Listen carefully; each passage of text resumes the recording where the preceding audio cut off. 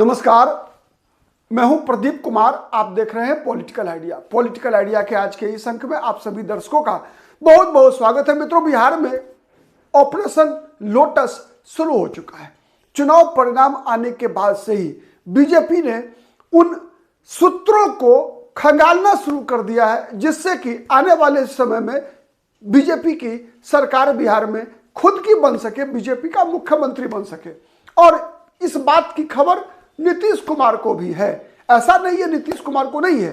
अगर हम अगर 2 दिन की गतिविधि को केवल देखें, विशेषकर कल के गतिविधि को, तो इस बात का स्पष्ट आपको संकेत मिल जाएगा कि नीतीश कुमार सब कुछ जान रहे हैं।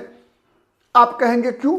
तो मैं उसकी जानकारी आपको देने वाला हूं इस वीडियो में। मित्रों, आप देख रहे हैं पॉलिटिकल आइडिया और मैं हूं प्रदीप कुमार। नीतीश कुमार, आप देखिए, कल जो घटना घटी है कि बिहार के इतिहास में पहली बार ऐसी स्थिति पैदा हुई जब चुनाव परिणाम आने के बाद सरकार कैबिनेट की मीटिंग करती है और कैबिनेट की मीटिंग में प्रस्ताव क्या पास होता है? प्रस्ताव यह पास होता है कि आगामी 19 नवंबर से विधानसभा भंग की जाएगी। 19 नवंबर को विधानसभा भंग की जाएगी। इससे पहले का इतिहास देखिए, चाहे 2015 हो, 10 हो, 5 हो, कभी भी सरकार चुनाव परिणाम आने के बाद सरकार कैबिनेट की मीटिंग करती है और कहती है कि तत्काल प्रभाव से विधानसभा भंग किया जाए और मुख्यमंत्री जाकर राज्यपाल को इस्तीफा देते हैं। और राज्यपाल कहते हैं कि अगली व्यवस्था तक आप सरकार का काम करते रहिए। लेकिन इस बार क्या हुआ? नीतीश कुमार ने इस्तीफा नहीं दिया। नीतीश कुमार ने कहा कि विधानसभा 19 तारीख को भंग करेंगे। क्यों हुआ ऐसा? इसलिए हुआ कि 19 तारीख को ही नेता विधायक दल चुना जाना है, मतलब सरकार का मुखिया चुना जाना है। 20 तारीख को शपथ ग्रहण है। नीतीश कुमार को शक इस बात का है कि बीजेपी कहीं अंतिम समय में कोई खेल तो नहीं कर दे। और ये सब बातें नीतीश कुमार के मन में आई कैसे? इसलिए आई कि बीजेपी की नजर खुद के बलबूते पर माइनस नीतीश कुमार बहुमत जुटाने पर है।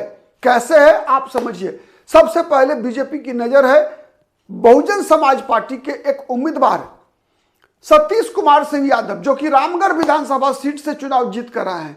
इनके ऊपर नजर लगी हुई है बीजेपी की।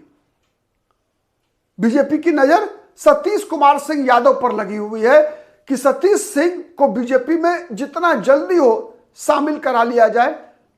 ठीक है, तो ये बसपा के अकेले उम्मीदवार हैं। इन पर एंटी डिफेक्शन लॉ लागू नहीं होगा, दल विरोधी कानून इन पर लागू नहीं होगा।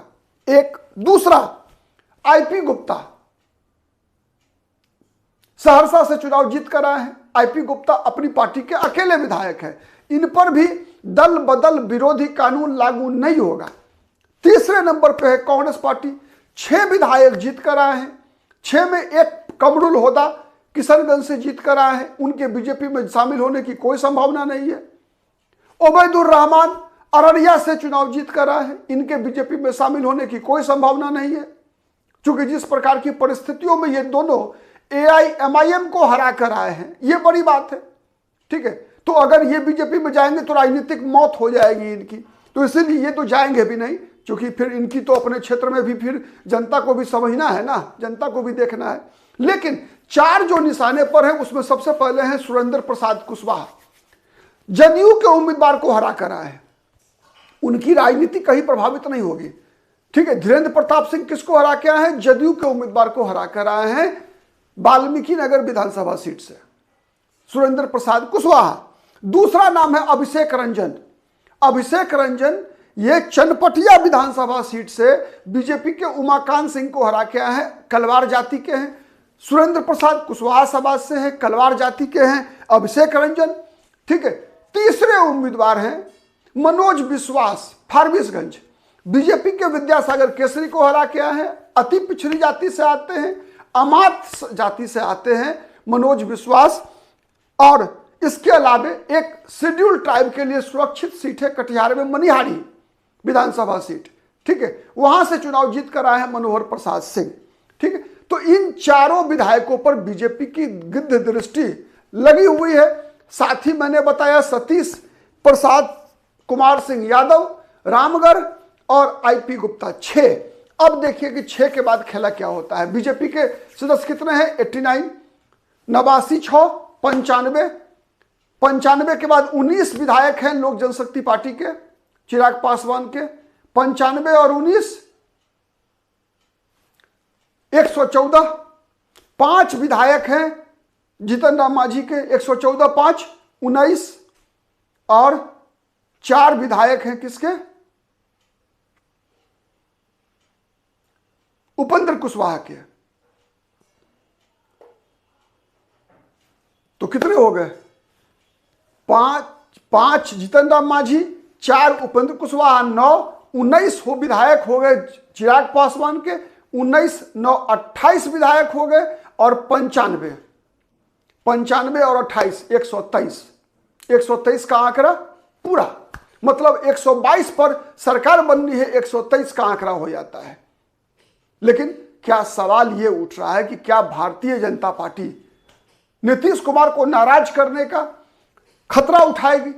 क्योंकि अगर कहीं ना कहीं आप देखेंगे कि नीतीश कुमार के समर्थन के बल पर भारतीय जनता पार्टी की केंद्र की सरकार है, तो भारतीय जनता पार्टी के लिए प्राथमिकता क्या है? बिहार में सरकार बनाना या केंद्र की सरकार को बचाए रखना? कोई बेवकूफी कहेगा कि बीजेपी जो है, नरेंद्र मोदी केंद्र की सरकार को कभी खतरे में डालेंगे, ऐसा कोई बेवकूफी कर सकता है ना। लेकिन राजनीति इतनी सरल और इतनी स्पष्ट नहीं होती है। राजनीति इतनी सरल और स्पष्ट नहीं होती है। राजनीति में सरकार कई तरीके से बनाई जाती है। सरकार में सेकंड नंबर पर रहकर भी 1 नंबर वाले को दबाव में लाया जा सकता है। तो ये सब खेल चलता रहता है। लेकिन एक बात तय है कि इस 5 वर्ष के अंदर इसी विधानसभा में जिस प्रकार का जनादेश है, कई खेल संभावित है। इतना किसी को यह लग रहा है कि इस जनादेश से पिछले चुनाव परिणाम, पिछले विधानसभा जैसे 2 विधानसभा चुनाव याद कीजिए आप, 2015 और 2020 का। 2015 में क्या हुआ था? 2015 में नीतीश कुमार महागठबंधन के साथ चुनाव लड़े, महागठबंधन की सरकार बनी, नीतीश कुमार मुख्यमंत्री बने, तेजस्वी यादव उप मुख्यमंत्री बने। लेकिन 17 में तेजस्वी यादव को मंत्रिमंडल से बाहर कर दिया, आरजेडी को और कांग्रेस को, और चले गए बीजेपी के साथ। गए थे ना 17 में, फिर 17 में चले गए बीजेपी के साथ। फिर क्या हुआ? 20 का चुनाव बीजेपी के साथ लड़े नीतीश कुमार, और 22 में बीजेपी को छोड़कर चले गए, उड़ गए आरजेडी के साथ, और फिर 24 में बीजेपी के साथ आ गए। तो ये खेल फर्रुखाबादी, खुला खेल फर्रुखाबादी बिहार में भी हो सकता है, अभी भी हो सकता है, इस विधानसभा में भी हो सकता है। तो एक गणित मैंने बताया कि अगर बीजेपी को लगेगा कि नीतीश कुमार के बगैर या फिर नीतीश कुमार की सहमति से भी, क्योंकि सहमति भी कब मिलती है? जब सामने वाले को यह एहसास हो जाए कि अब बचने का कोई रास्ता नहीं है, तो इज्जत बचा के अपना बीजेपी के रास्ते से साइड मार लेंगे नीतीश कुमार। लेकिन नीतीश कुमार का जो पर्सनालिटी रहा है, जो पहचान रही है, उसमें इस बात की संभावना कम है कि नीतीश कुमार कभी भी हार स्वीकार करेंगे। कहीं कोई इसकी संभावना नहीं है। ठीक है, एक सबसे बड़ा बात है। दूसरा संभावना यह बनती है कि बीजेपी को अगर लग गया कि नहीं, केंद्र सरकार पर कोई खतरा नहीं है, केंद्र सरकार पर कोई खतरा नहीं है, और बीजेपी का ऑपरेशन लोटस आरजेडी में भी घुस गया, मतलब आरजेडी के 25 विधायक हैं। ठीक है, और इन 25 में लगभग 10 ऐसे विधायक हैं जिनको बीजेपी तोड़ सकती है। लेकिन उन 10 को तोड़ने के लिए फिर दल बदल विरोधी कानून लागू हो जाएगा इन पर। तो इसका जवाब क्या होगा? इसके जवाब के लिए आपको इंतजार करना होगा विधानसभा अध्यक्ष के चुनाव का।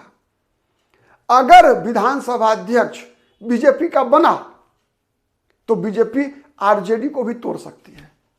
अगर विधानसभा अध्यक्ष बीजेपी का बना तो बीजेपी आरजेडी को भी तोड़ सकती है।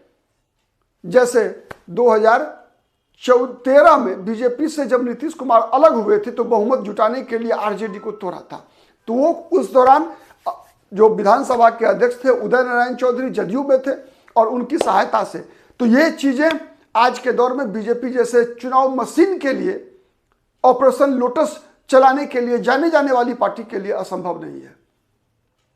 बने रहिए पॉलिटिकल आइडिया के साथ, हम इसी प्रकार हर खबर का विश्लेषण लेकर आपके समक्ष आएंगे। आज के लिए इतना ही, बहुत बहुत धन्यवाद।